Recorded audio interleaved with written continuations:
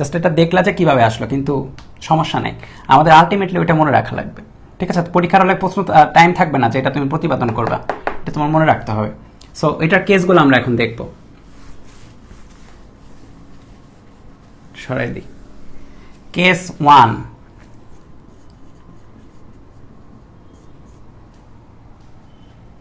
Case 1,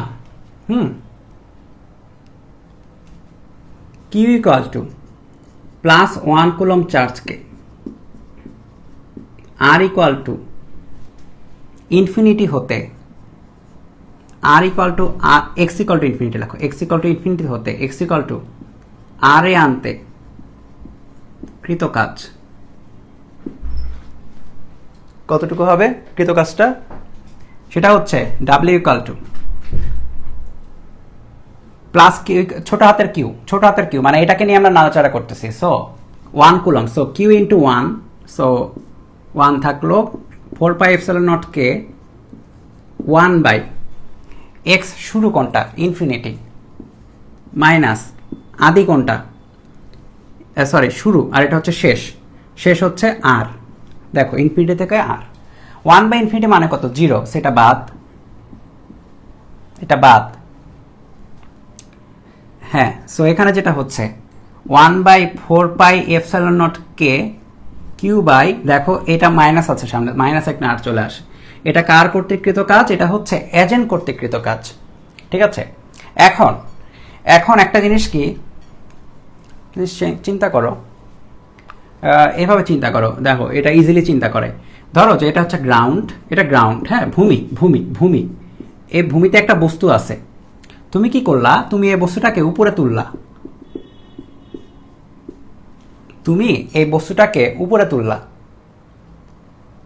ঠিক আছে? তুমি যখন উপরে তুলবা জিনিসটাকে, তখন ধরো এম ভরের বস্তু তাকে এইচ উচ্চতায় তুললা, তোমার কর্তৃকৃত কাজ, হ্যাঁ, তুমি কর্তৃকৃত কাজ। এই জিনিসটা বুঝলে এখন একটা খুব সুন্দর একটা জিনিস বুঝে যাবা। তুমি কর্তৃকৃত কাজ কত? mgh, কিন্তু না, পুরোপুরি mgh না, খেয়াল করে দেখো mgটা কোন দিকে? দেখো তো, mgটা নিচের দিকে না, ভর জি নিচের দিকে, তাহলে mg নিচের দিকে, এইচটা কোন দিকে? এইচটা উপরের দিকে। সো এটা কাজ শক্তি ক্ষমতা যখন চ্যাপ্টার পড়বা তখন কিন্তু নিজেই বুঝে যাবা, যেহেতু পরস্পর বিপরীত দিকে। সো তোমার কর্তৃকৃত কাজ, তুমি যে কাজটা করলা তাকে উপরে তুলতে, সেটা কিন্তু মাইনাস কেন? এমনিও বলা যায় তোমার শক্তি ক্ষয় হইলো, রাইট? তুমি এখান থেকে এখানে তাকে তুললা, কি হলো? শক্তিটা ক্ষয় হলো না? শক্তি লাগবে তো, এটাকে যখন এখান থেকে যখন আমি এখানে তুলবো, অবশ্যই কিছু পরিমাণে শক্তি আমাকে ব্যয় করতে হচ্ছে। সো আমার শক্তি ক্ষয় হচ্ছে, তোমার কর্তৃকৃত কাজ কি? মাইনাস। কিন্তু অন্য কথায় দেখো, তাই যদি হয় তাহলে বস্তুরতে সঞ্চিত শক্তি কত? বস্তুতে সঞ্চিত শক্তি হচ্ছে mgh এর সমান। এটাকে কি বলা হয়? বিভব শক্তি বলা হচ্ছে, বিভব শক্তি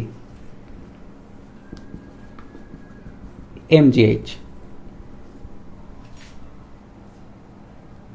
তুমি মাইনাস কাজ করলা, কিন্তু বস্তুতে কত শক্তি জমা হলো? প্লাস কাজ জমা হলো, কারণ বস্তুতে শক্তি কত? এইচ উচ্চতায় শক্তি কত? 9 থেকে পড়ছো, mgh। সো তো বস্তুর মধ্যে শক্তি প্লাস আকারে জমা হলো, তুমি কাজ করলা, এখানেও তাই। এখানে কে কাজ করলো? এই কাজটা করলো এজেন্ট মাইনাস কাজ করলো, কিন্তু 1 কুলম চার্জে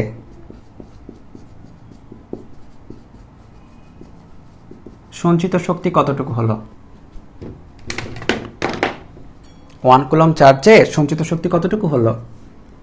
1 কুলম চার্জ কে আমরা টানা হেসরা করলাম বলে আমাদের কাজ হলো এটা, কিন্তু সঞ্চিত শক্তি হবে এটারই, যেটা মাইনাস আসছে সেটা প্লাস আকারে বসবে, জাস্ট মাইনাস যেটা ছিল সেটা প্লাস আকারে বসলো, প্লাস। সো কত? Plus 1 by 4 pi epsilon naught k q by r. So এই যে সঞ্চিত শক্তি প্লাস 1 কুলম একটা চার্জ, খেয়াল করো এখানে কয়েকটা কেস, এখানে কয়েকটা জিনিসকে আমাদের স্যাটিসফাই করতে হবে। প্লাস 1 কুলমের একটা চার্জকে ইনফিনিটি থেকে একটা নির্দিষ্ট চার্জের কাছে, বড় হাতের কিউ চার্জের কাছে আর দূরত্বে আনতে কৃতকাজ যেটা, সেটাকে কৃতকাজ করার ফলে ওই পয়েন্টে ওই চার্জে সঞ্চিত শক্তি যেটা, সেটাকে বলা হয় হচ্ছে বিভব ঠিক আছে, সেটাকে বলা হচ্ছে হলো বিভব শক্তি। বিভব শক্তি।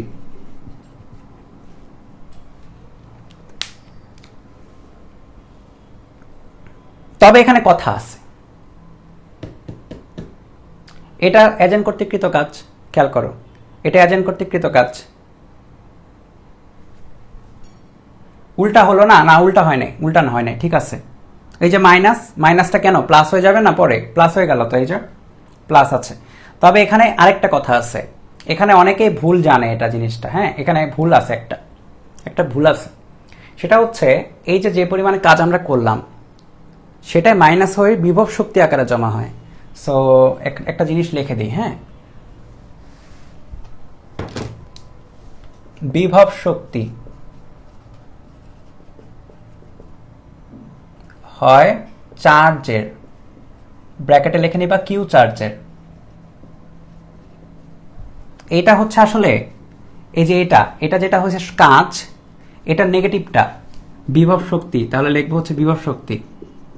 এটা নেগেটিভটা Q into Q divide by 4πε0k, minus দিয়ে দিবা একটা সামনে, তাহলে হয়ে যাবে এক্স শুরু -1/x শেষ। সঞ্চিত শক্তি বিভব শক্তির কেমনে সমান হলো? এই যে এখানে দেখো না, এখানে তো বললাম আমি কাজ করলাম কতটুকু, mg বলের বিপরীতে আমি তাকে h উচ্চতায় উঠাইলাম, বলের বিপরীতে কাজ হচ্ছে, তাহলে কাজ হবে নেগেটিভ। তুমি অন্য কথা চিন্তা করতে পারো, fx cos θ, f এদিকে x এদিকে, মধ্যবর্তী কোণ 180, cos 180 হচ্ছে মাইনাস, তাহলে mg h cos 180, বা আমার কর্তৃকৃত কাজ হচ্ছে মাইনাস mg h। আমি যদি একটা বস্তু উপর থেকে নিচ থেকে উপরে তুলি, আমি কাজ করলাম মাইনাস mg h, আর বস্তুতে কি জমা হলো? বস্তুতে বিভব শক্তি জমা হলো। তোমরা যখন বিভব শক্তি ক্যালকুলেট করতে ক্লাস 9-10-এ মনে করে দেখো, শুধু mgh আসতো। তাহলে আমি যেটা কাজ করলাম ওই শক্তিটা আসলে তো, শক্তি তো লস হয় না কখনো, শক্তি তো মানে ধ্বংস হয় না, শক্তি ধ্বংস হচ্ছে না, শক্তি জমা হচ্ছে অন্য কোথাও। এই শক্তিটা আমি যে নষ্ট করলাম বা আমি যে ট্রান্সফার করলাম, কোথায় ট্রান্সফার হলো? এই ইয়েতে ট্রান্সফার হয়ে গেল, এই বস্তুতে ট্রান্সফার হলো। সো আমি কাজ করলাম মাইনাস mgh, ওইটা জমা হলো mgh বিভব শক্তি আকারে। এখানেও তাই, এখানে আমি কাজ করতেছি মাইনাস অফ এটা, তাহলে এই যে সঞ্চিত শক্তি কত চার্জে, সেটা হচ্ছে বিভব শক্তি চার্জের, হ্যাঁ। সো দেখো এটা হচ্ছে কৃত কাজ, আর তাহলে বিভব শক্তি হবে এটার মাইনাস, বিভব শক্তি হয় চার্জের। এর পরের লাইনটা যেটা লিখবো এটা ইম্পর্টেন্ট, সেটা হচ্ছে বিভব হয় পয়েন্টের। খেয়াল করবা, পয়েন্টের বলতে +1 কুলম্ব চার্জের ধরে করা হয়, একক চার্জের। এই যে এখানে যেটা +1 কুলম্ব দিচ্ছি না, সেটা হচ্ছে আসলে একক চার্জের, বিভব হয় হচ্ছে পয়েন্টের। মানে একটা পয়েন্টে আমরা বিভব বলতে পারি। এই চিত্রটা আমি আবার আঁকাবো, দাঁড়াও এটা ক্লিয়ার করি। এটা ক্লিয়ার না হলে পুরো চ্যাপ্টার শেষ, চলতরিৎ চ্যাপ্টারও শেষ। মানে হয়তো পড়বা কিন্তু মনে থাকবে না, বারবার ভুলে যাবা এইটা ক্লিয়ার না হলে। বিভব হয় পয়েন্টের, খেয়াল করো, একটু বড় করে আঁকাই, এতটুকু আঁকালেই হবে। আমি এই পয়েন্টে বিভব বের করতে পারি, এই পয়েন্টে বিভব বের করতে পারি, এই পয়েন্টে বিভব বের করতে পারি, যে কোনো পয়েন্টে এবিসি ধরি, এবিসি পয়েন্ট, যে কোনো পয়েন্টে বিভব বের করতে পারি। বিভব কতটুকু হবে? আর এ যদি ধরি, তাহলে এ পয়েন্টে বিভব, এ পয়েন্টে বিভব কত? VA 1/4πε0k Q/RA। দেখো উপরে কে বসে? উপরে বিভব মানে তোমার তড়িৎ ক্ষেত্র সৃষ্টিকারী চার্জটা বসবে, ঠিক আছে, আর নিচে বসবে দূরত্বটা। আচ্ছা, এ পয়েন্টে বিভব, অনুরূপভাবে বি পয়েন্টে বিভব,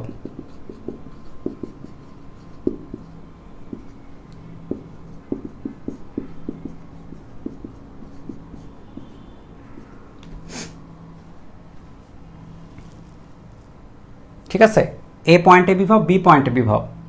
এখন খেয়াল করো, এ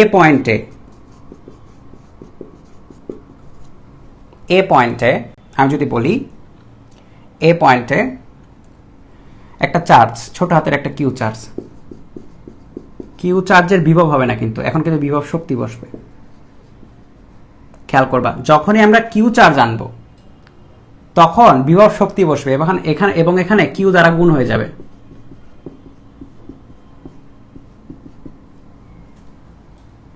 বিভব আর বিভব শক্তি কিন্তু আলাদা। বিভব হয় শুধু একটা পয়েন্টের, এখানে কোন চার্জ বসতেছে ম্যাটার না, একটা পয়েন্ট বললাম যে এই একটা পয়েন্ট, এখানে যা ইচ্ছা তাই চার্জ থাকুক না কেন, বিভব হবে হচ্ছে শুধুমাত্র এটা। আর এ পয়েন্টে কিউ চার্জের বিভব শক্তি হবে হচ্ছে ওই পয়েন্টে ওই একটা চার্জ বসবে, তাহলে তার যে শক্তি থাকবে সেটা খেয়াল করো, ওই পয়েন্টে যে একটা চার্জ বসবে তার শক্তি। অনুরূপভাবে বি পয়েন্টের কিউ চার্জের বিভব শক্তি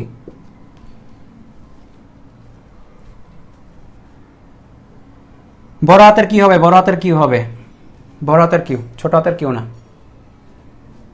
এটা তো ছোট হাতের কিউ আমরা কেবল বসাচ্ছি বিভব শক্তি বের করার জন্য। আর বিভব বসানোর জন্য যে যে চার্জটা বস, আসলে এখানে এই চার্জটা আসলে বস, কারণ এর আশেপাশে তড়িৎ ক্ষেত্র হচ্ছে, বস চার্জটা এখানে বসবে, খেয়াল করবো সবসময়। এই জন্য আলাদা আলাদা বড় ছোট করে রেখে দিয়েছি।